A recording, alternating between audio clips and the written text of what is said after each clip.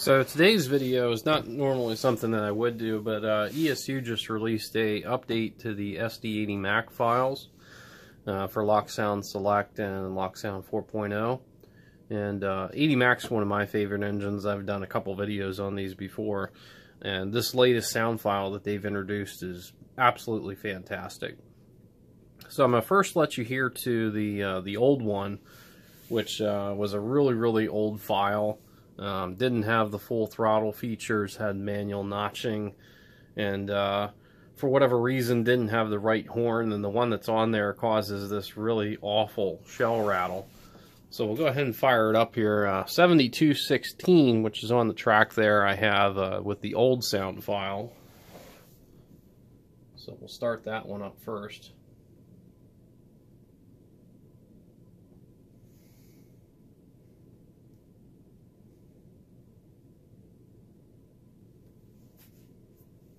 Maybe.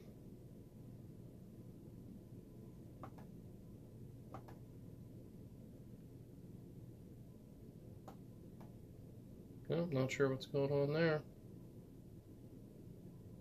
We'll pause a second here. So I forgot I had it consisted, so I went and killed the consist address, so we'll go ahead and start it up now.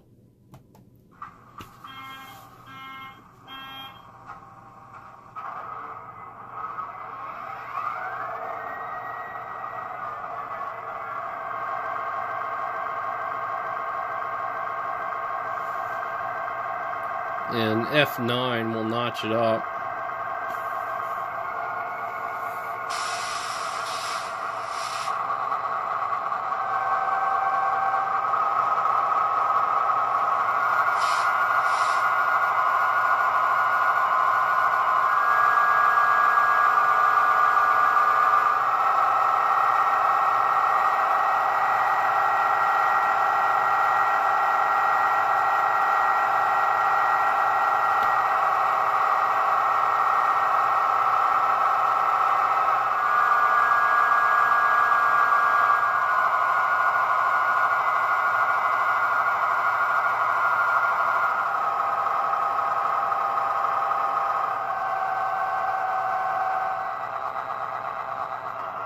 And probably the worst part is the horn.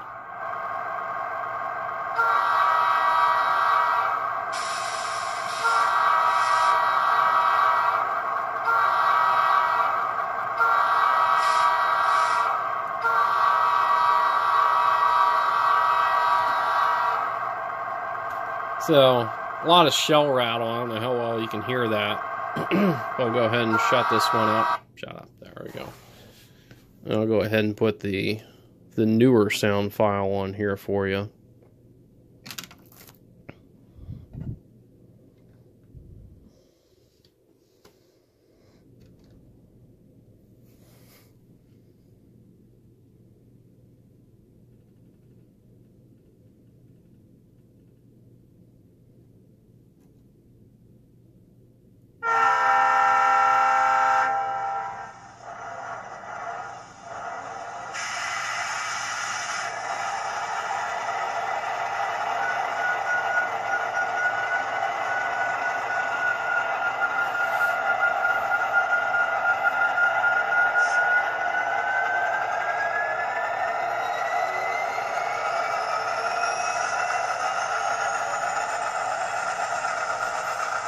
That was a really cool warm-up.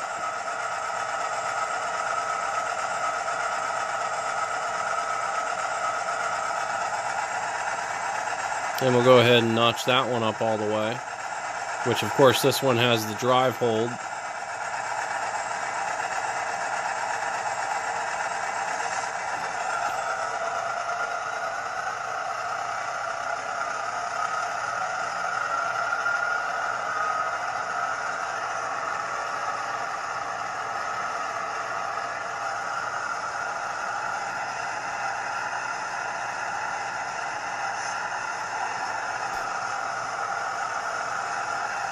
And the whistle, well, horn, really good.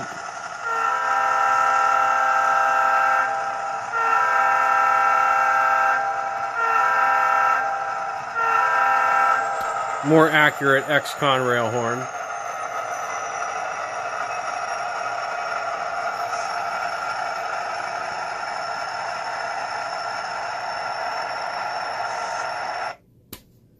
So I'm going to show you how to update the sound here. So I'm going to be doing this to 7216 here in a bit too.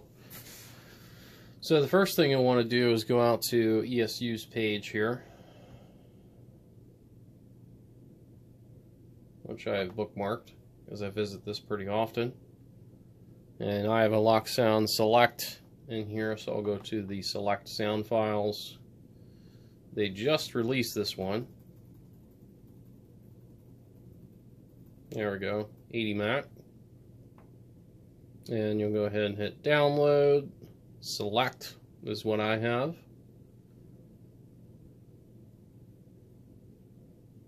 And then that file comes in here.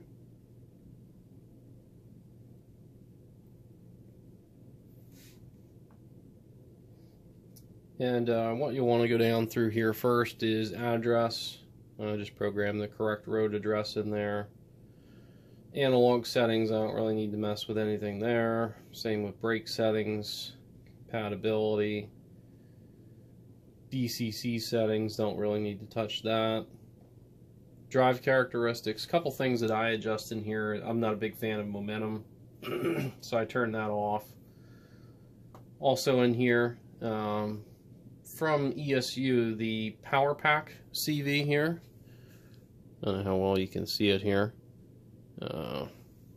Right here is set to 255, which is the maximum. That should really only be set that high if you actually have a keep alive in it. I do not, so it's typically best to move that notch down to like 30. Otherwise you may get some cutting out in the engines. Under function mapping, the only change that I needed to make in here was for the ditch lights. They had them set to just F6, but they were staying on in forward and reverse. I prefer that they only stay on and forward, so I just added the direction in here as a condition. Everything else I pretty much left the same. Function outputs, didn't really need to touch anything here. Everything's already set for LEDs. The ditch light settings I feel like are a little bit too low or slow on those. So I'm going to reference my 7216 file.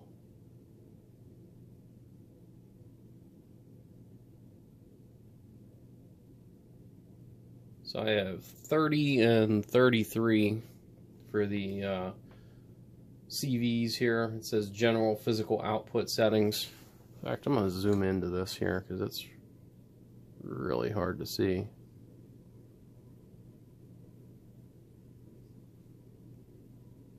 There, that shows up a little bit better. So I have 30 and 33 here, and that basically controls the ditch lights flashing. So we'll go ahead and set this to the same thing. 30, 33. I think that's what I had here.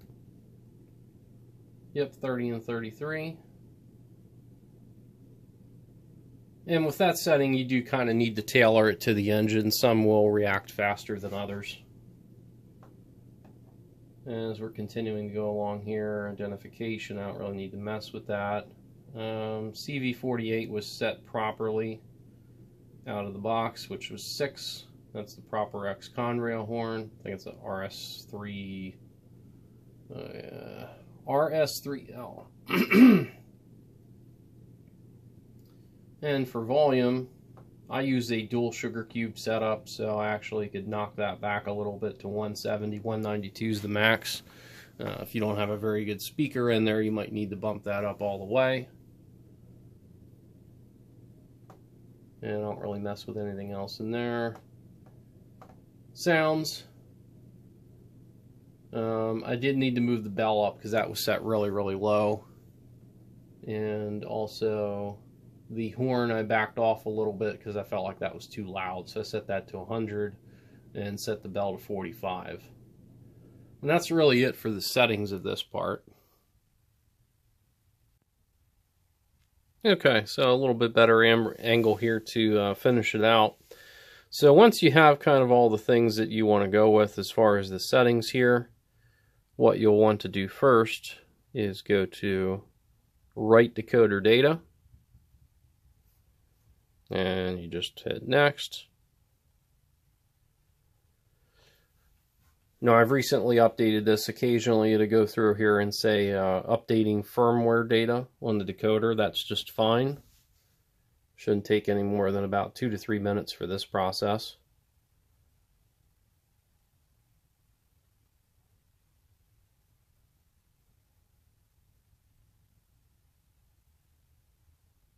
Okay, so it's finished with that part. So now it's got the new CVs in there. The second part you'll want to do is the write sound data. When you do this part, it is going to take about 20 to 30 minutes, and they're very, very important. Do not interrupt it. Do not close your computer. Do not run other programs on your computer. Do not go shaking or messing around with where your device is plugged into. Make sure that's all very solid and not moving. Because if you interrupt it while it's doing that right, you can actually screw up your decoder. And like I said, 20-30 minutes later, it's finished. And then what I like to do is save my files. And I just hit Save As. You can do it as any particular name that you want to. I keep a file for every single locomotive that I have. And then I send them off to... I have a folder here called ESU locomotives. And I have what they all are here. These are my 2 old files. If it's a full throttle file, I'll note that in here as well, because not all of them are just yet. And that's pretty much it. That's really all it takes to update it. But if you have any SD80MACs with Loksound in, this is definitely an update that you want to do, because it's going to give you the full throttle ability to run with other ESU locomotives that have that feature. And also, it's a much, much better sound set. So, I mean, even just for that part alone, it's worth doing the update. So, hopefully that helps out. And if you have any questions, of course, I'll leave the link to the sound file on ESU's page here also. So that's about it for this one.